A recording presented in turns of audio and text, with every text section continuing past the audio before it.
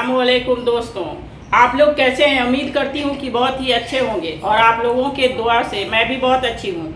आप लोगों को ईद का चांद बहुत ज़्यादा दिल से मुबारकबाद मैं दे रही हूँ। बहुत बहुत मुबारक हो और ईद भी एडवांस में कल मुबारकबाद इसलिए दे रही हूँ, कल पता नहीं वीडियो बना पाऊँगी कि नहीं, टाइम मिला कि नहीं।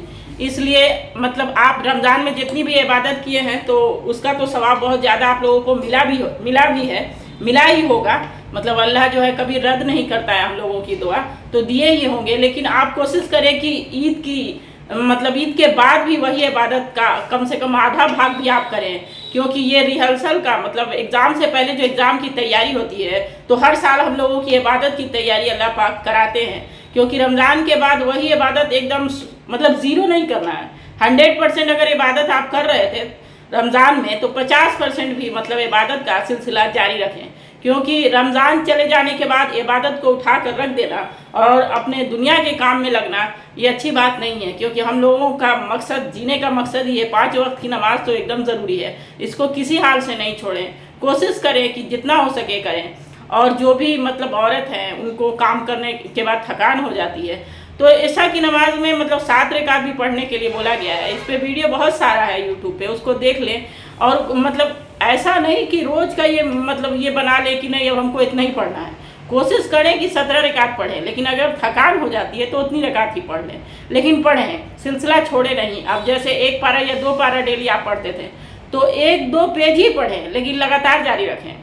अगर मैं वीडियो में ज़्यादा नहीं बोलूँगी।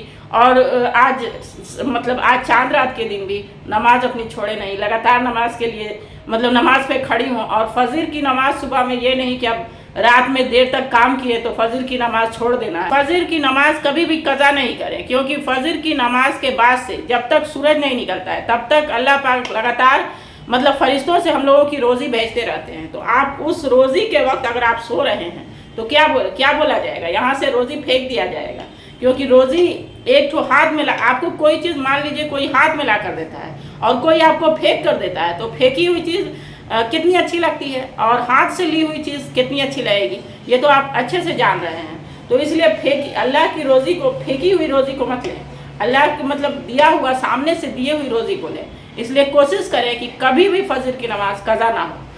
मुझे तो फजर की नमाज अगर कज़ा हो जाती है हमारी, तो दिन भर ऐसा लगता है कि क्या नमाज 4 रकात नमाज कज़ा हो जाए, ये बहुत बड़ी चीज़ है। कि 4 रकात अल्लाह ने हम लोग को इसीलिए दी कि नींद से बेदार होने के बाद आदमी जो है 4 रकात पढ़ेगा। बहुत कम रकात नमाज उसी वक्त की फजर की नमाज सबसे कम रकात है, और वही 5 मिनट 10 मिनट का टाइम हम लोग नहीं दे पाते हैं।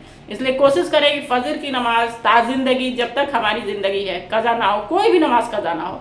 लेकिन फजर की नमाज पे इसलिए मैं जोर दे रही हूँ क्योंकि उस वक्त से लेकर सूरज जब तक निकलता है तब तक हम लोगों की रोज़ी आने का वक्त होता है। और उसी वक्त हम लेट नाइट हम लोग मोबाइल चलाते हैं 1 बजे 2 बजे तक। उसके बाद फजर के वक्त ही 8-9 बजे 10 बजे तक हम लोग सोए रहते हैं। फजर की नमाज़ पढ़ने के बाद भी कितने लोग सो जाते हैं, जबकि इसके लिए हुजूर साहब, हम लोग के नबी जो है, सख्त मना किए हैं।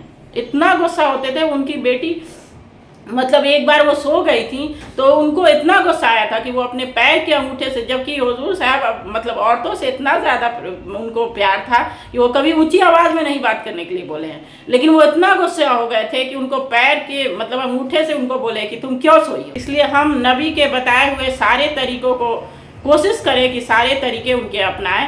तो आप जब कल ईद की नमाज आप ईदगाह में कोशिश करें कि नमाज़ पढ़ने जाएं, और जो भी औरत घर में है तो वो नफिल नमाज पढ़ें और शुक्र भेजें कि अल्लाह हमने रमज़ान अच्छे से हमारा कटा और बहुत सारी नेमतों से आपने हमको नवाजा। बहुत सारा शुक्र अदा करें और उसमें ये दुआ करें कि जो इबादत हमने रमज़ान में की थी वो लगातार मेरी जारी रहे।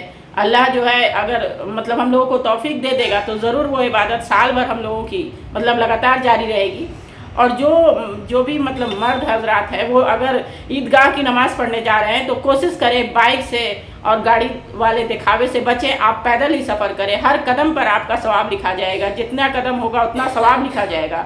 और कोशिश करें कि एक रास्ते से जाए तो दूसरे रास्ते से आए, क्योंकि हुजूर साहब हमारे नबी जो हैं, वो जो है इसी तरह का तरीका अपनाते थे। एक रास्ते से जाते थे और दूसरे रास्ते से आते थे। इसलिए कोशिश करें, और बाइक या कोई भी 4 व्हीलर गाड़ी भी आप बराए मेहरबानी ना चलाएं। दूसरे दिन उसका शो ऑफ करें आप, वो ये गाड़ी का वक्त नहीं है, इसलिए कोशिश करें कि आप ईदगाह जब भी जाए तो पैदल ही जाएं, क्योंकि और पढ़ते हुए जाए, कुछ ना कुछ पढ़ते हुए जाए, क्योंकि ऐसे ऐसे जा रहे हैं तो एक तो विर्द करते हुए कुछ ना कुछ जाए तो ज़्यादा सवाब है उसका। और खजूर 3, 7 या 5 ऐसे खा कर जाए, क्योंकि बहुत सारे लोग कहते हैं कि नहीं अभी नहीं खाना है, ईदगाह से आएंगे तो खाएंगे। नहीं, जब अपना गुसल कर लें और उसके बाद 3 खा लें, 1 खा लें, 7 खा लें, खजूर खाने के बाद जाएं और उसके बाद आकर जो भी करना है करें, लेकिन इसकी ताकीद करें। अगर आपको ये वीडियो पसंद आ रहा है तो आप हमें सब्सक्राइब करें, लाइक करें और आगे शेयर करें, और ऐसे ही वीडियो देखने के लिए हमें सपोर्ट करते रहें, क्योंकि बिना सपोर्ट के मैं आगे नहीं बढ़ सकती। अगर अच्छा लगा तो लाइक करें। अल्लाह हाफिज़।